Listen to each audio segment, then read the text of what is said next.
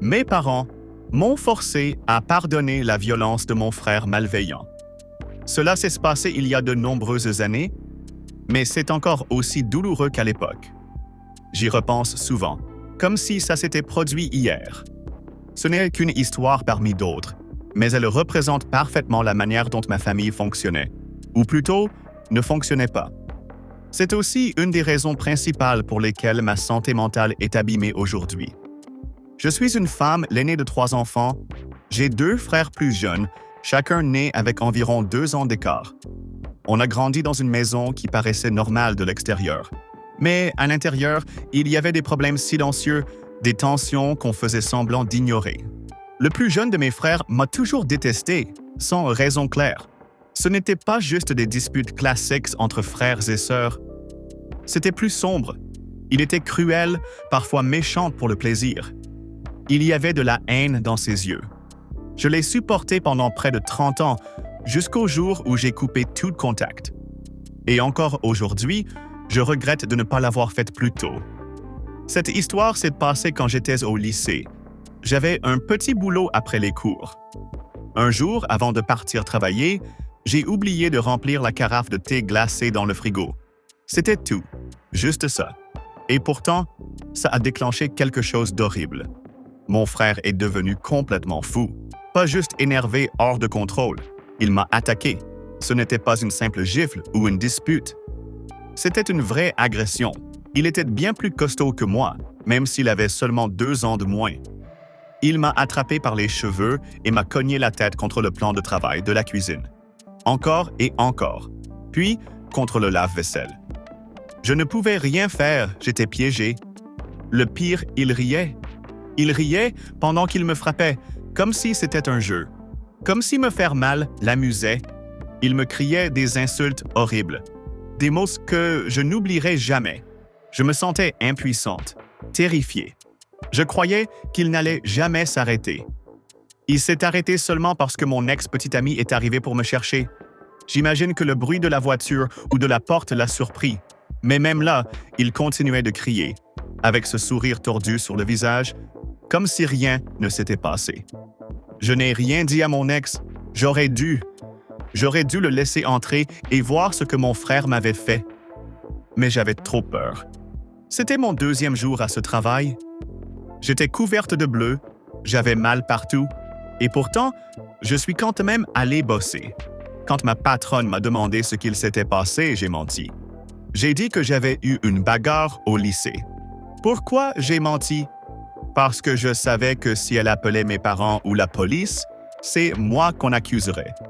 C'était toujours comme ça chez nous. Quand quelque chose n'allait pas, c'était ma faute. J'étais l'aîné, donc toujours responsable, selon eux. Quand je suis rentré le soir, mes parents étaient déjà là. Mon frère leur avait raconté quelque chose, je ne sais pas quoi. Mais ils étaient un peu furieux contre moi. Lui, il était assis avec un sourire fier sur le visage, comme s'il avait gagné. Ils m'ont hurlé dessus. Puis ils se sont arrêtés quand ils ont vu les marques sur mon visage et mes bras. Je crois que c'était la seule raison pour laquelle je n'ai pas été puni moi aussi. Mon frère a été puni pendant 2 semaines. Ce qui voulait juste dire rester dans sa chambre et pas de télé le soir. Voilà. Rien d'autre. Personne ne l'a obligé à s'excuser, personne ne lui a dit que c'était grave. Personne ne m'a prise dans ses bras. Moins d'1 semaine plus tard, mes parents ont commencé à me faire comprendre que je devais lui parler. Il ne l'a pas fait exprès, disait-il. Il ne contrôle pas sa force. Il est trop en colère pour s'excuser. Il se sent mal, mais ne sait pas comment le dire. Et puis, ils me l'ont dit clairement. Tu devrais aller lui parler. Tu es la plus grande. Sois mature. Alors, je l'ai fait. Parce que c'est ce qu'on m'avait toujours appris à être celle qui cède, celle qui comprend, celle qui pardonne. Même quand c'est moi qui ai été blessé. Et ce n'était pas la seule fois. Ce n'était qu'un exemple parmi d'autres.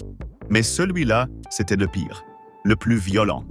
Celui qui m'a laissé le plus de cicatrices. Je crois sincèrement que sa haine venait en partie du fait que j'étais une fille. Mes parents avaient une petite idée que les garçons sont comme ça. Ils s'en servaient pour tout excuser. Il ne se rend pas compte, disait-il. C'est le plus jeune. Alors, il n'était jamais vraiment puni. Moi, par contre, j'étais puni tout le temps. Même quand lui faisait des bêtises. S'il cassait quelque chose, c'était de ma faute. S'il criait, j'étais responsable. Voilà pourquoi je n'ai rien dit à ma patronne. Parce que je savais que dire la vérité m'aurait aussi causé des problèmes. On m'a appris à le protéger, même quand il me faisait du mal, à toujours pardonner. Et le pire ce soir-là, ce n'était pas les coups, ni le sang, ni la peur. C'était son rire. Ce sourire cruel pendant qu'il me faisait du mal. Ça ne s'oublie pas. J'ai continué à le pardonner, encore et encore. Et à chaque pardon, il reprenait confiance. Il se disait qu'il pouvait recommencer.